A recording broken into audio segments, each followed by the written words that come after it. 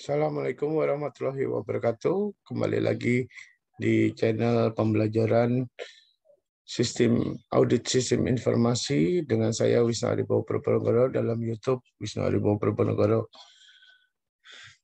Salam sehat sebelumnya, salam budi luhur. Kita sekarang bicara tentang standar dan guideline for information system auditing. Beberapa peraturan dan standar yang biasa digunakan adalah COVID Control Objective for Informasi and Relasi Teknologi, FIPS PUB 200, ISO-TER 11335, ISO atau IEC 17799 dan BS 7799. IT Baseline Protect Manual, ITS SEC atau Common Criteria, Federal Information Processing Standard 140/12/1/2 FIPS 140 atau FIPS 140 dan The Science Internet for Tax Force Internet, The Quality Sale and Product Audit atau yang biasa disebut dengan UDL dan ISO 900. Itu beberapa peraturan yang biasa digunakan dalam audit. Dari beberapa peraturan dan standar yang biasa digunakan, ada standar-standar yang paling sering digunakan, yaitu COVID Control Objective for Information and Relasi Teknologi, terus ada FIPS PUB 200 dan ISO-TER 13335. COVID Control Objective for Information and Technology Relating Technology.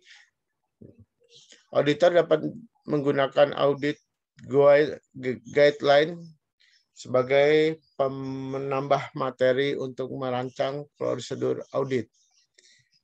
COVID guideline dapat dimodifikasi dengan mudah sesuai dengan instruksi dan kondisi IT di perusahaan atau organisasi Anda atau objek khusus di lingkungan teknologi informasi.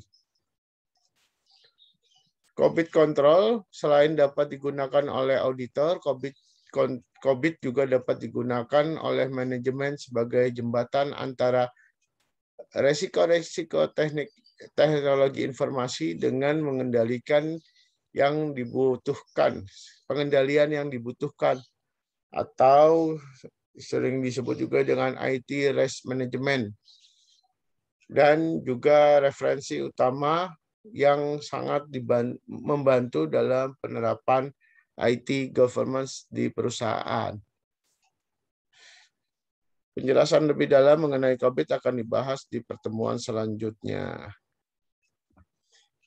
FIPS atau PUB, Federal Information Processing Standard, Public 2000 Minimum Security Requirement for Federasi Informasi and Informasi Sistem atau FIPS PUB 200 tidak menerbitkan sertifikasi. Dia tidak menerbitkan sertifikasi untuk keahlian profesi atau tenaga profesi.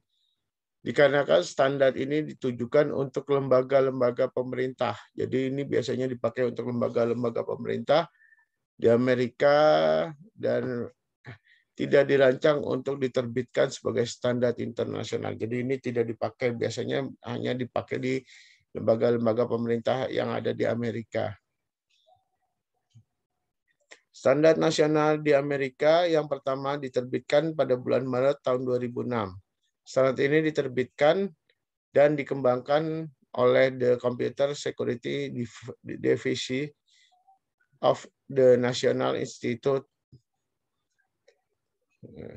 of Standard and Technology atau NIST sebagai bagian dari Departemen Perdagangan Amerika Serikat sebagai tindak lanjut dari Undang-Undang Manajemen Keamanan Informasi Federal ISO atau ISC-TER. Biasanya kita menyebut ISO-TER. ISO-TER Informasi Teknologi Guideline for Management of Security merupakan format laporan teknis. Ini format laporan yang terbagi menjadi 5 bagian. Format laporan teknis ini diterbitkan oleh ISO dan IEC yang membuat komitmen kerjasama teknis berupa ISO IEC JTC 1.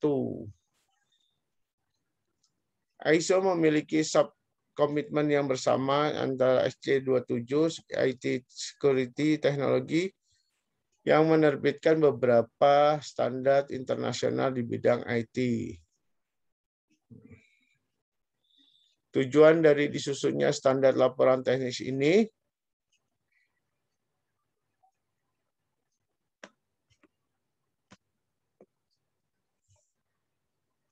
Saya ulang, tujuan dari disusunnya standar laporan teknis ini lebih dititik beratkan pada manajemen keamanan teknologi informasi yang terbagi atas 5 bagian sebagai berikut. Yang pertama, manajemen penugasan atau penugasan mengenai penyusunan, penyiapan konsep, keamanan, serta pemodelan untuk teknologi informasi komunikasi. ISO-TER yang kedua mendiskusikan tata kerja menyeluruh mengenai manajemen dan penerapan keamanan IT. Yang ketiga, menyusun teknis manajemen keamanan IT. Yang keempat, panduan beberapa petunjuk pilihan penjagaan. Yang kelima, identifikasi dan analisa faktor-faktor terkait dalam komunikasi informasi pada saat mengenal keamanan jaringan. Standar dan guideline for ICS, Informasi Sistem Auditing. Ini ada beberapa standar. Yang pertama ISACA, IS Audit Standard and Guideline, IIA Standard, ada COSO Internet Control Standard, ada BS 799 dan ISO 17799.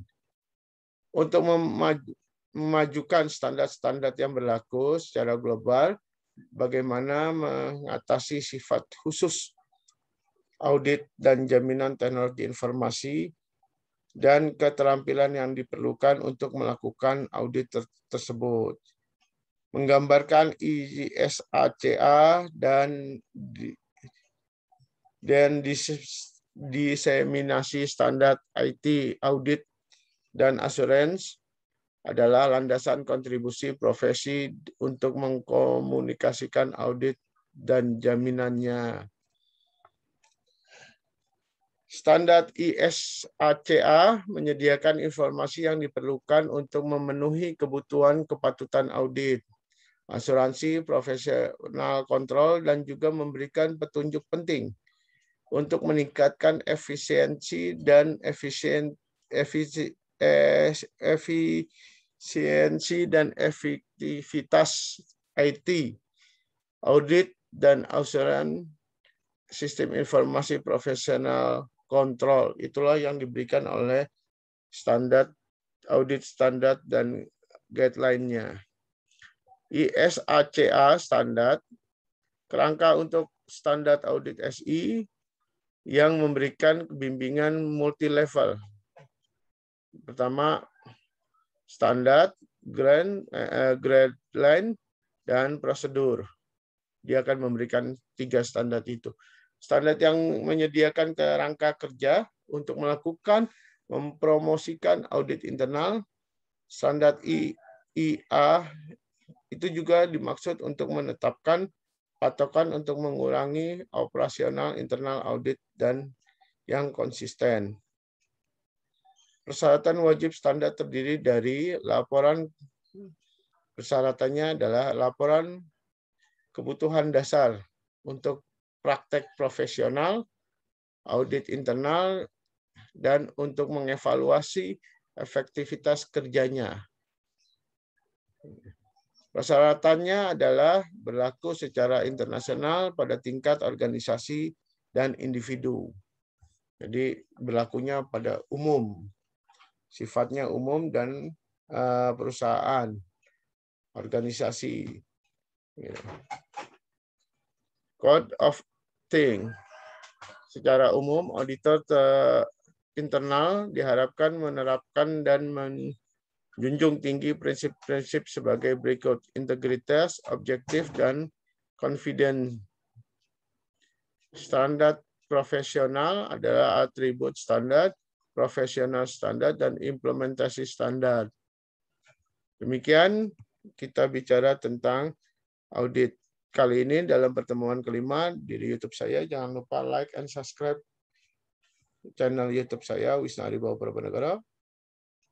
Billahi taufiq wa hidayah. Wassalamualaikum warahmatullahi wabarakatuh. Salam sehat, salam budi luhur.